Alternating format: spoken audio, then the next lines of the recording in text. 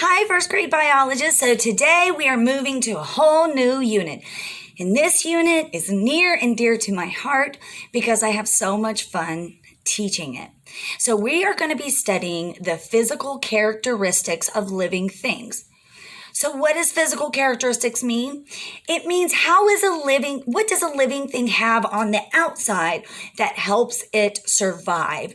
It is really incredible how every living thing is literally made to survive. So for example, the reason why you have eyebrows and eyelashes is because it's to help keep the wind, the sand, dirt, and water out of your eyes. So the reason why you're made for that is to help your eyes survive dirt and water and wind. You're built with skin to protect you, your muscles, and your blood. So if you get a scratch, it just scratches your skin. And so that helps you survive. So that is so much fun to think about. And you're going to learn so many amazing things about how living things are built to survive and many things you didn't even think about. But the first thing we're going to talk about as far as how it's built to survive is the parts of a plant.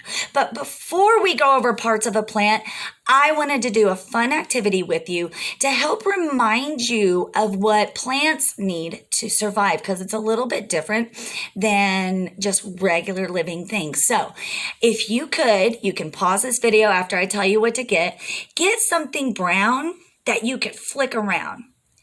It doesn't have to be brown, but I choose brown because it represents soil. Okay, so go get something to flick around, like soil, look like soil, and then come back to me. All right, so we are going to talk about what a plant needs to survive. So I've got my little soil here. Spread your feet out. Everybody get up. Do this with me. Put your arms out. Okay.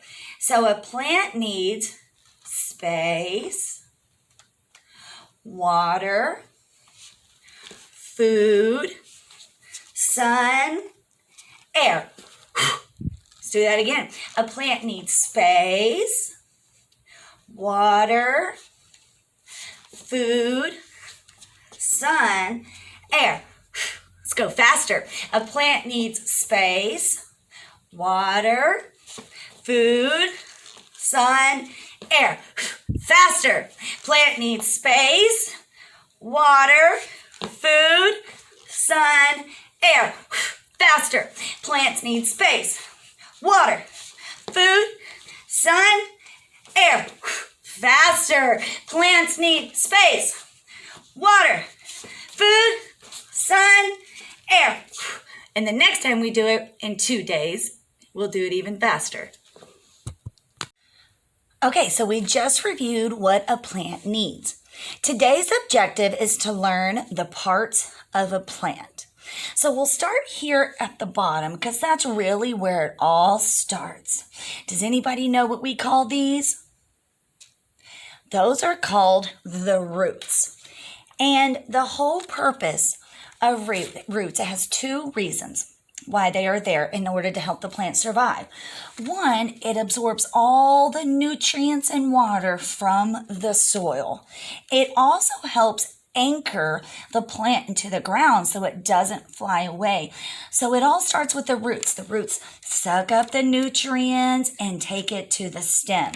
And it also helps anchor it to the ground so it doesn't fly away. So those are called roots. It sucks up the nutrients to the rest of the plant and helps anchor the plant.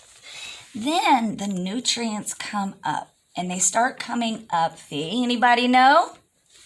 That is what's called the stem. And the stem holds up the plant, but it also starts taking up the nutrients to the rest of the plant. So the nutrients start at the roots. It gets sucked up. It goes up the stem to the rest of the plant. So the stem and the roots are really important because it takes the nutrients up to the rest of the plant, holds up the plant, and anchors it. So the stem holds the plant up and takes nutrients to the rest of the plant. All right. So this is the flower. You all know the flower, and it has petals. So I'm going to put this here, flower petals. And a lot of times the flower petals and the flower is extremely important because it can hold seeds. It's not the only thing that holds seeds. If a plant grows something called fruit, not apple or oranges, but anything, it can be peppers, tomato, it can be oranges, the fruit holds the seeds. But if it doesn't have the fruit that the plant is giving, the flower actually holds the seeds. And what happens is, this is how it survives. This is why it's so amazing. The seeds from the flower petal fall to the ground, or the little fruit that it's growing, if it falls to the ground, the seeds go in the dirt, and then more plants. So remember when we talked about living things need to reproduce?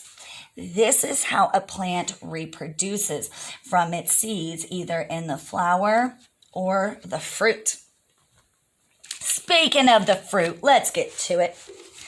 So these here, I drew peppers so that I wanted you to know that the fruit is not always like the fruit that the strawberries. It can be something like peppers or tomatoes, bell peppers. We're actually growing those at our garden. So if the plant has the fruit, it is those that will hold the seeds. So think about it. Let's go with an apple. When you break open an apple, what do you see? You see seeds.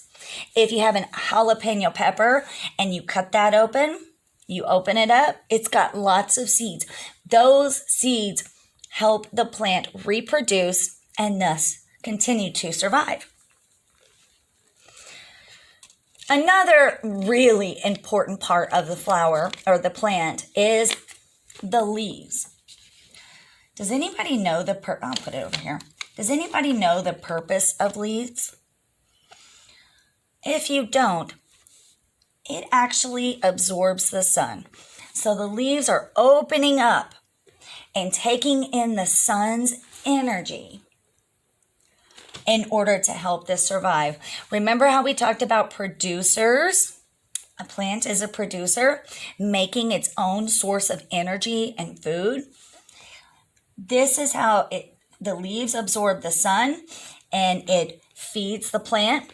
The roots absorb water and nutrients, feeds the plant. So altogether, this producer is surviving because it makes its own food from the sun and from the roots' nutrients.